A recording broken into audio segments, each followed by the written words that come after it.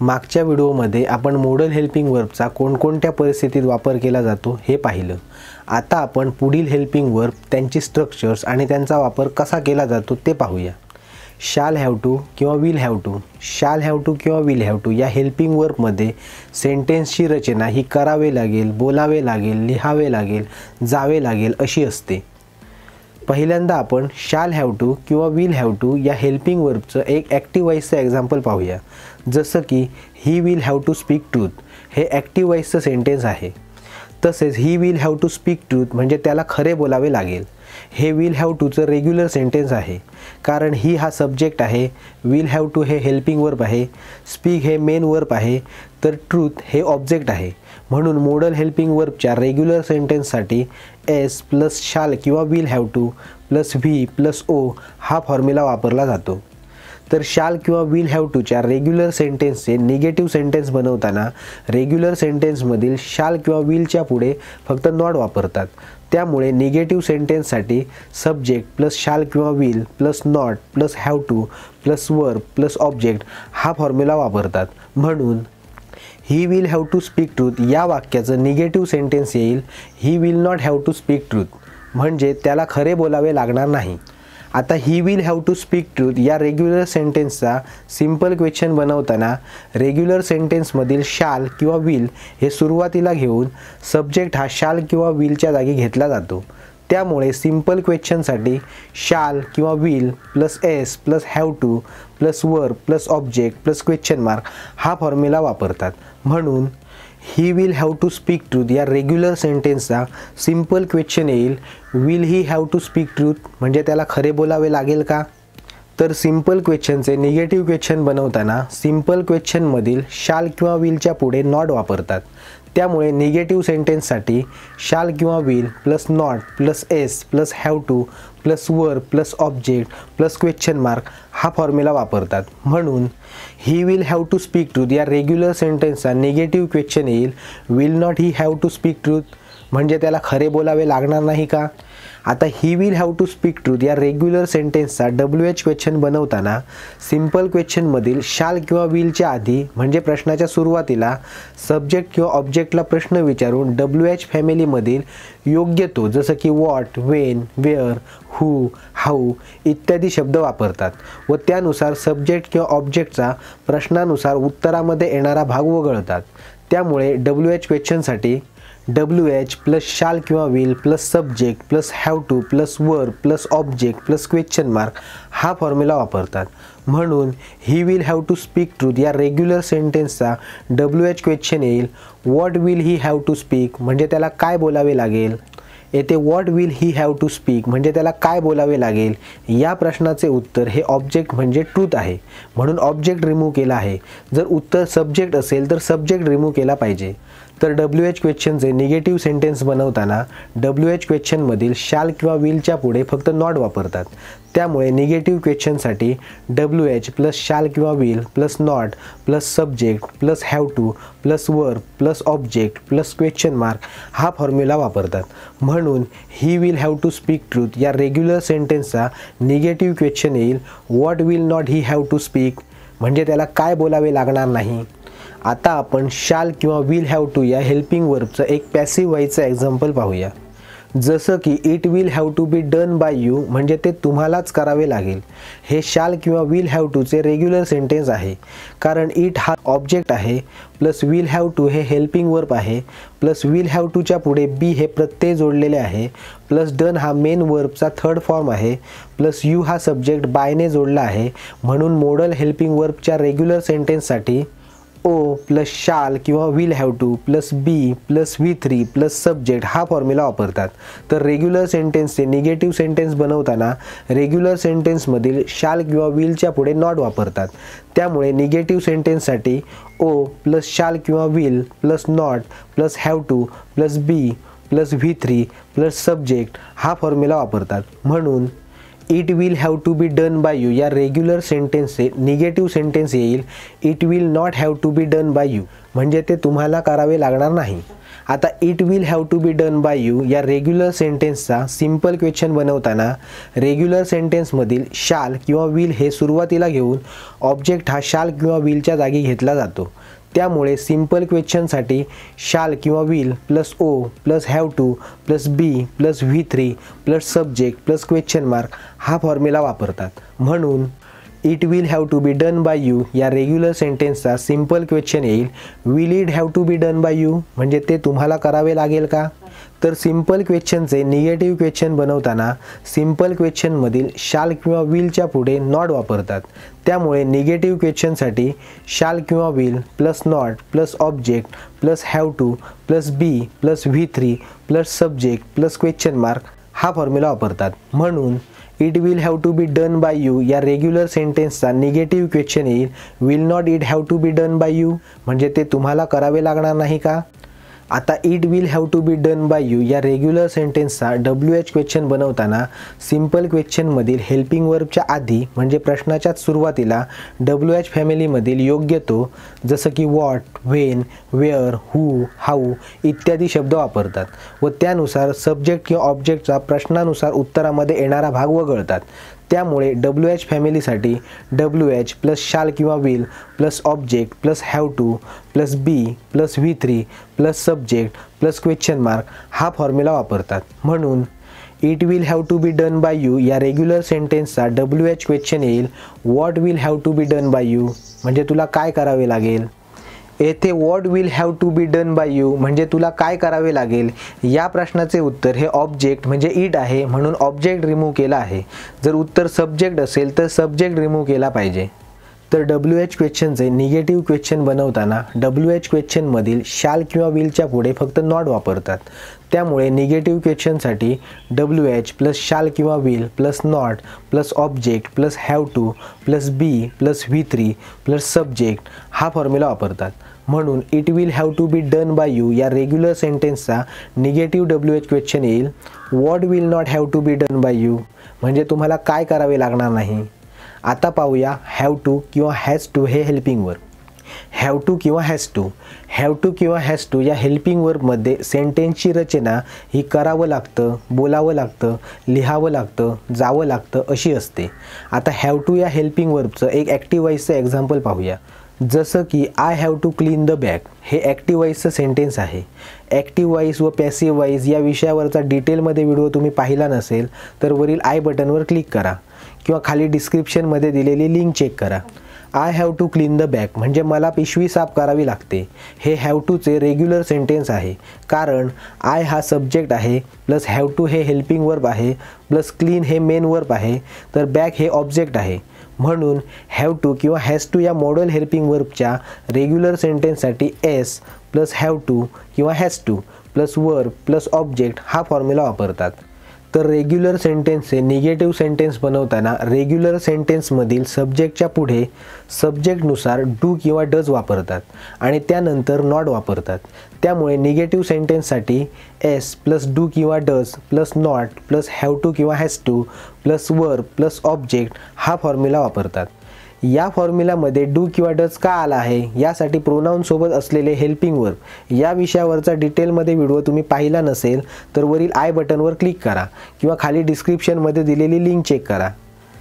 तर म्हणून I have to clean the bag या वाक्याचं निगेटिव्ह सेंटेन्स येईल I do not have to clean the bag किंवा I don't have to clean the bag म्हणजे मला पिशवी साफ करावी लागत नाही. आता I have to clean the bag या रेग्युलर सेंटेन्सचा सिंपल क्वेश्चन बनवताना रेग्युलर सेंटेन्समधील सब्जेक्टनुसार डू किंवा डज हे सुरुवातीला घेऊन नंतर सेंटेन्स लिहिलं जातं. त्यामुळे सिंपल क्वेश्चनसाठी डू किंवा does plus S plus have to किंवा has to plus verb plus object plus question mark हा फॉर्म्युला वापरला जातो. म्हणून I have to clean the bag या रेग्युलर सेंटेन्सचा सिंपल क्वेश्चन येईल do I have to clean the bag म्हणजे मला पिशवी साफ करावी लागेल का. तर सिंपल क्वेश्चनचे निगेटिव्ह क्वेश्चन बनवताना सिंपल क्वेश्चनमधील डू किंवा डजच्या पुढे नॉट वापरतात. त्यामुळे निगेटिव्ह सेंटेन्ससाठी डू किंवा does plus not plus S plus have to किंवा has to plus verb plus object plus question mark हा फॉर्म्युला वापरतात. म्हणून I have to clean the bag या रेग्युलर सेंटेन्सचा निगेटिव्ह क्वेश्चन येईल do not I have to clean the bag किंवा don't I have to clean the bag म्हणजे मला पिशवी स्वच्छ करावी लागणार नाही का? आता I have to clean the bag या रेग्युलर सेंटेन्सचा WH क्वेश्चन बनवताना सिम्पल क्वेश्चनमधील हेल्पिंग वर्बच्या आधी म्हणजेच प्रश्नाच्या सुरुवातीला सब्जेक्ट किंवा ऑब्जेक्टला प्रश्न विचारून WH फॅमिलीमधील योग्य तो जसं की what, when, where, who, how इत्यादी शब्द वापरतात व त्यानुसार सब्जेक्ट किंवा ऑब्जेक्टच्या प्रश्नानुसार उत्तरामध्ये येणारा भाग वगळतात. त्यामुळे WH क्वेश्चनसाठी WH प्लस डू किंवा does plus S plus have to किंवा has to plus verb plus object plus question mark हा फॉर्म्युला वापरला जातो. म्हणून I have to clean the bag या रेग्युलर सेंटेन्सचा WH क्वेश्चन येईल what do I have to clean म्हणजे मला काय स्वच्छ करावं लागेल. येथे what do I have to clean म्हणजे मला काय स्वच्छ करावं लागेल या प्रश्नाचे उत्तर ऑब्जेक्ट म्हणजे द बॅग आहे म्हणून ऑब्जेक्ट रिमूव्ह केला.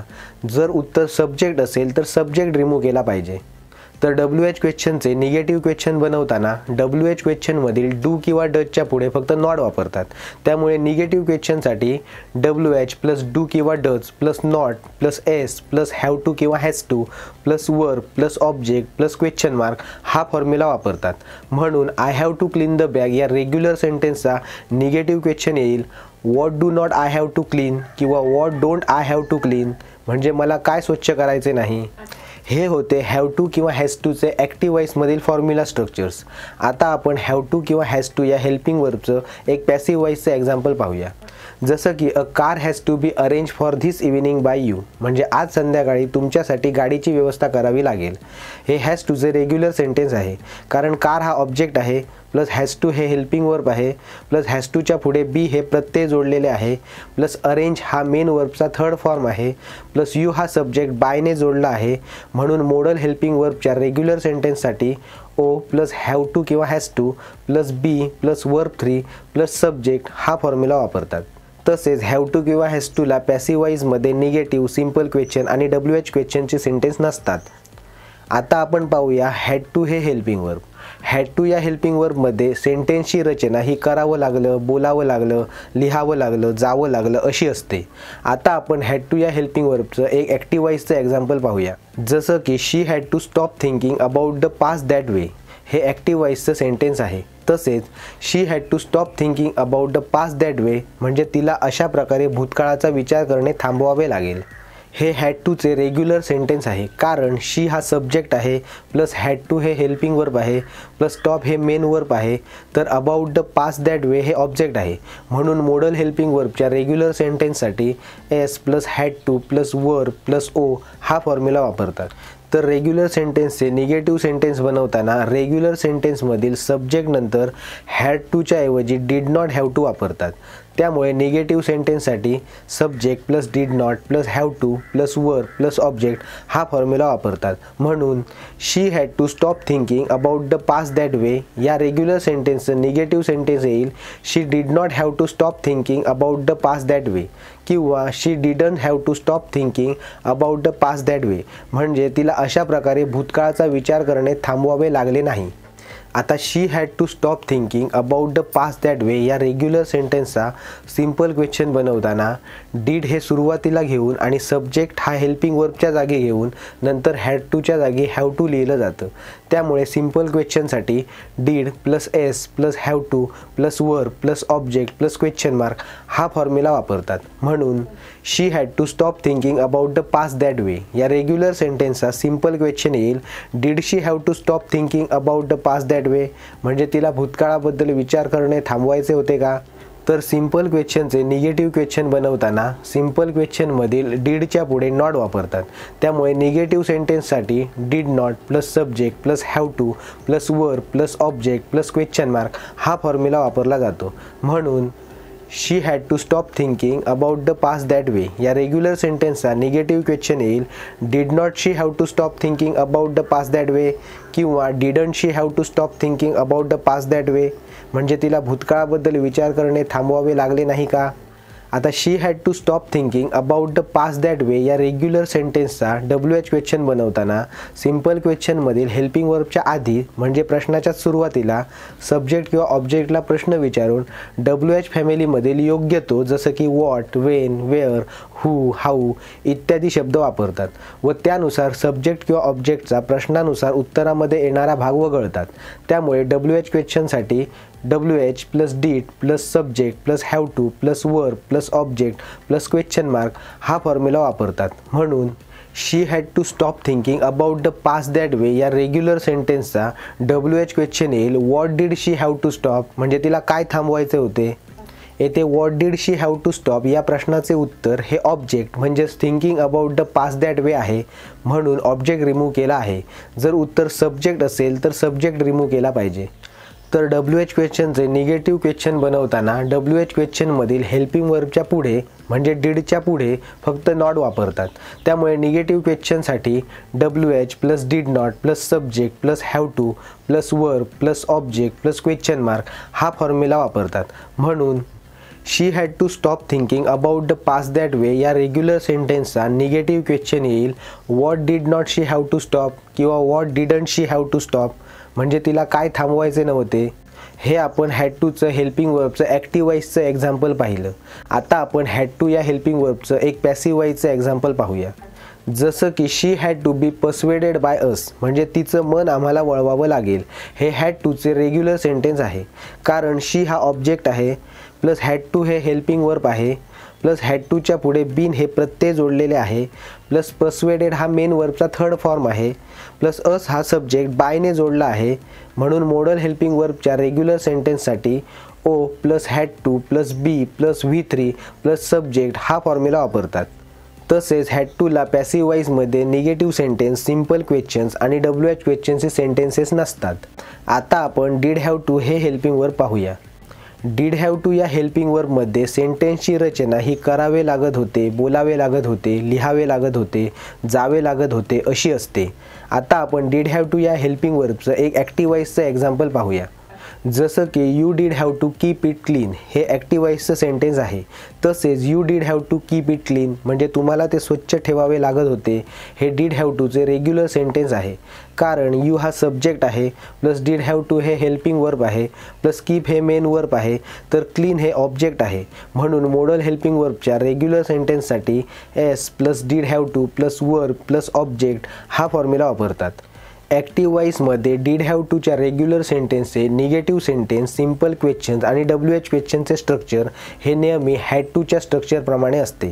जसं की रेग्युलर सेंटेन्सचे निगेटिव्ह सेंटेन्स बनवताना subject plus did not plus have to plus verb plus object हा फॉर्म्युला वापरतात. तसेच रेग्युलर सेंटेन्सचा सिम्पल क्वेश्चन बनवताना did plus subject plus have to plus verb plus object plus question mark हा formula वापरतात. तर simple क्वेश्चनचे निगेटिव्ह क्वेश्चन्स बनवताना did not plus subject plus have to plus verb plus object plus question mark हा formula वापरतात. आता आपण did have to या हेल्पिंग वर्बचं एक पॅसिव्ह वाईजचं एक्झाम्पल पाहूया. जसं की the football did have to be played by मी म्हणजे फुटबॉल मला खेळायला लागत होता. हे डीड हॅव टूचे रेग्युलर सेंटेन्स आहे कारण द फुटबॉल हा ऑब्जेक्ट आहे प्लस डीड हॅव टू हे हेल्पिंग वर्ब आहे प्लस डीड हॅव टूच्या पुढे बी हे प्रत्यय जोडलेले आहे प्लस प्लेड हा मेन वर्बचा थर्ड फॉर्म आहे प्लस मी हा सब्जेक्ट बायने जोडलेला आहे. म्हणून मॉडल हेल्पिंग वर्बच्या रेग्युलर सेंटेन्ससाठी O plus did have to plus be plus V3 plus subject हा फॉर्म्युला वापरतात. तर डीड हॅव टूला पॅसिव्ह वाईजमध्ये निगेटिव्ह, सिम्पल क्वेश्चन आणि WH क्वेश्चनचे सेंटेन्सेस नसतात. तर ही होती 7 ते 10 हेल्पिंग वर्बची फॉर्म्युला स्ट्रक्चर्स.